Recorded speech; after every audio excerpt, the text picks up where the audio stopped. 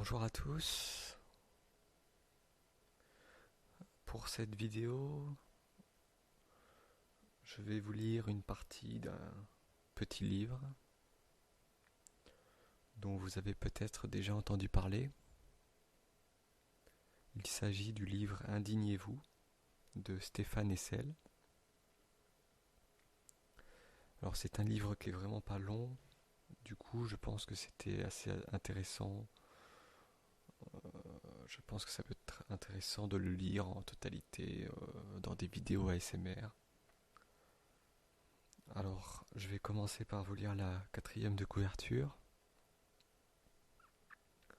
C'est l'an 1 d'Indignez-vous. Près de 4 millions du petit livre belge répandu sur la planète. Du jamais vu dans l'histoire de l'édition. Un peuple d'indignés qui prend corps, de Madrid à New York, en passant par Tunis, Tel Aviv, Homs, Tokyo, Santiago. Dans l'élan des éditions étrangères, près de 40 pays, Stéphane Hessel a précisé ses positions sur Israël, la Palestine, rendu un hommage exceptionnel à l'inventeur des Nations Unies, le président américain Franklin Roosevelt. Il est revenu sur la non-violence. Cette édition anniversaire intègre ces ajouts, mais aussi des corrections de lecteurs, des photos inédites, sans oublier la fabuleuse histoire de ce soulèvement des consciences. Depuis la parution en octobre 2010 d'Indignez-vous, Stéphane Hessel a publié Engagez-vous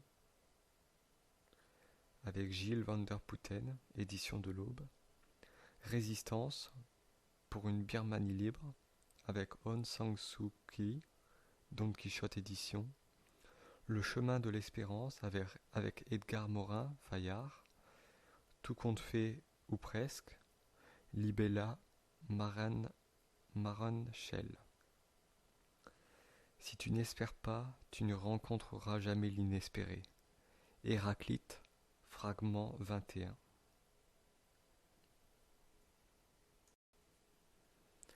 Alors, comme vous avez pu l'entendre à travers cette 4e de couverture, et comme l'indique également le titre du livre, Indignez-vous,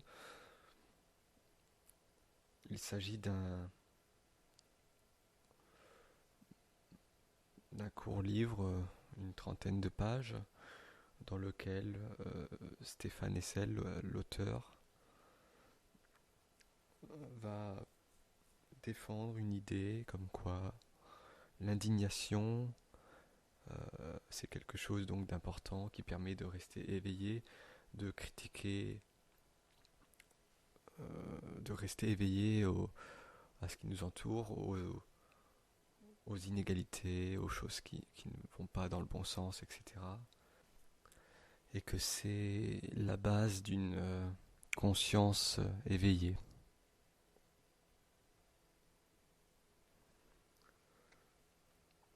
Pour poursuivre, je vais commencer par vous lire la biographie de l'auteur, qui est à mon sens très intéressante et assez incroyable.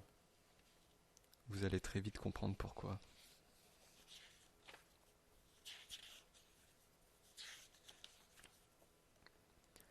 Stéphane Hessel est né à Berlin en 1917 d'un père juif, écrivain, traducteur, Franz Hessel, et d'une mère peintre, mélomane, Hélène Grund, écrivaine elle-même.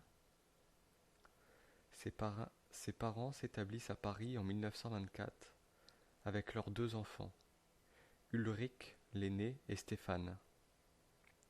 Grâce au milieu familial, tous deux fréquentent l'avant-garde parisienne, dont le dadaïste Marcel Duchamp et le sculpteur américain Alexandre Calder. Stéphane entre à l'École normale supérieure de la rue d'Ulm en 1939. Mais la guerre interrompt ses études.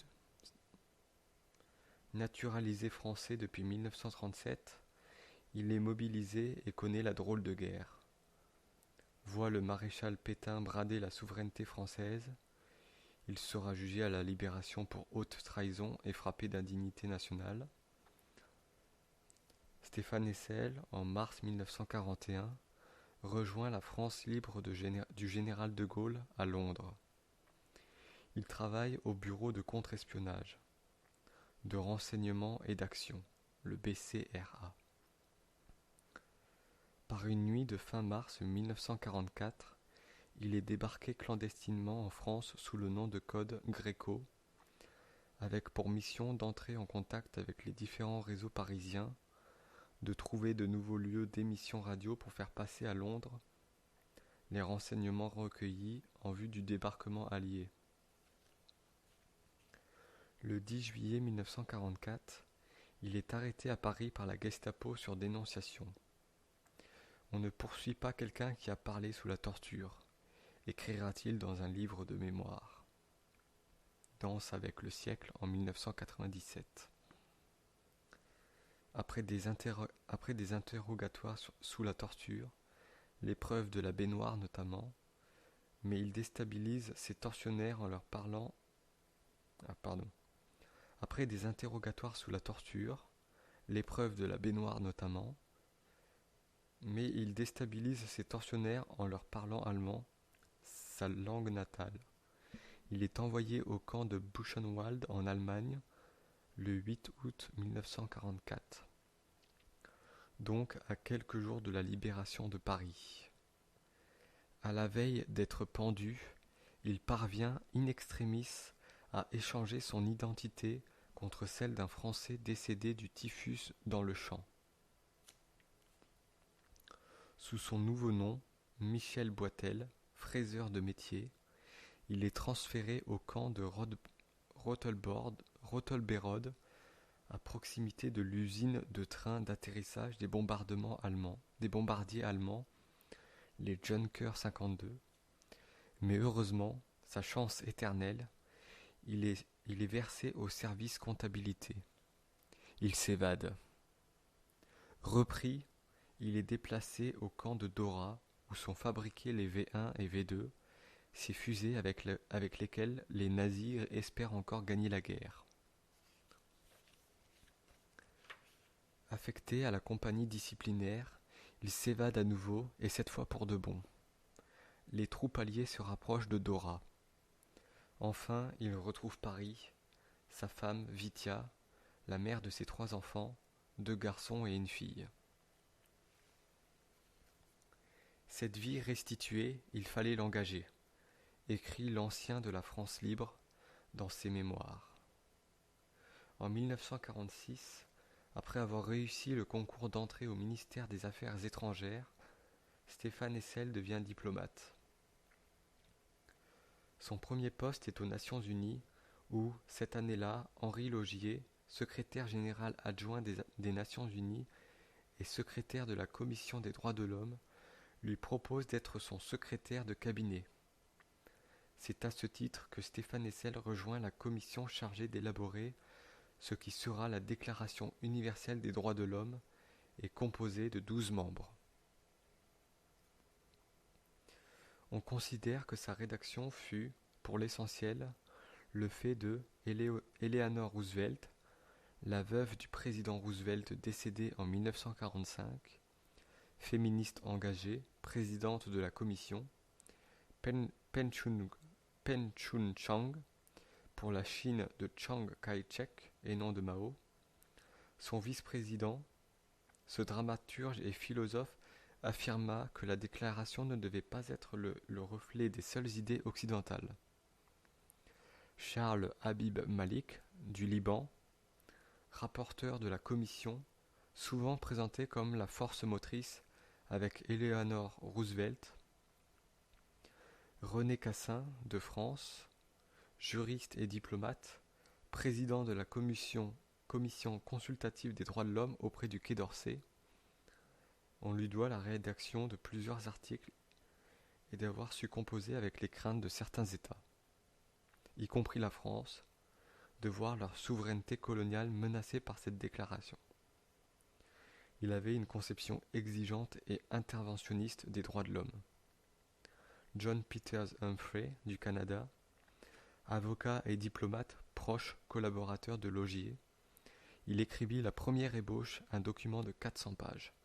Enfin, Stéphane Hessel, de France, le plus jeune, au titre de chef de cabinet du même Laugier, et ici en charge du secrétariat de la 3e commission de l'Assemblée générale responsable des questions sociales, humanitaires et culturelles. On peut imaginer, à travers ces composantes, combien l'esprit de la France libre et de son programme politique souffla sur cette commission. La déclaration est adoptée le 10 décembre 1948 par les Nations Unies au palais de Chaillot, à Paris. Avec l'afflux de nouveaux fonctionnaires dont beaucoup convoitent un poste bien rémunéré, isolant les marginaux en quête d'idéal selon le propre commentaire d'Hessel dans ses mémoires, il quitte les Nations Unies. Il est affecté par le ministère des Affaires étrangères à la représentation de la France au sein d'institutions internationales, l'occasion de retrouver temporairement, à ce titre, New York et les Nations Unies. Pendant la guerre d'Algérie, il milite en faveur de l'indépendance algérienne. En 1977, avec la complicité du secrétaire général de l'Élysée, Claude Brossolette, le fils de Pierre, chef autrefois du BCRA, il se voit proposer par le président Valéry Giscard d'Estaing le poste d'ambassadeur auprès des Nations Unies, à Genève. Il ne cache pas que, de tous les hommes d'État français, celui dont il s'est senti le plus proche est Pierre Mendès France. Connu à Londres à l'époque de la France libre et retrouvé aux Nations Unies en 1946 à New York, où ce dernier représente la France au sein du Conseil économique et social. Il va devoir sa consécration comme diplomate à cette modification dans le gouvernement de la France, écrit-il encore, que constitue l'arrivée de François Mitterrand à l'Élysée en 1981. Elle a fait d'un diplomate assez étroitement spécialisé dans la coopération multilatérale, arrivé à 2 ans de sa retraite, un ambassadeur de France. Il adhère au Parti socialiste. Je me demande pourquoi. Première réponse, le choc de l'année 1995. Je n'imaginais pas les Français assez imprudents pour porter Jacques Chirac à la présidence. Disposant désormais d'un passeport diplomatique, il se rend avec sa nouvelle femme en 2008 et 2009 dans la bande de Gaza et à son retour témoigne sur la douloureuse existence des Gazaouis. Je me suis toujours situé du côté des dissidents, déclare-t-il à la même époque. C'est bien celui-là qui parle ici à 93 ans.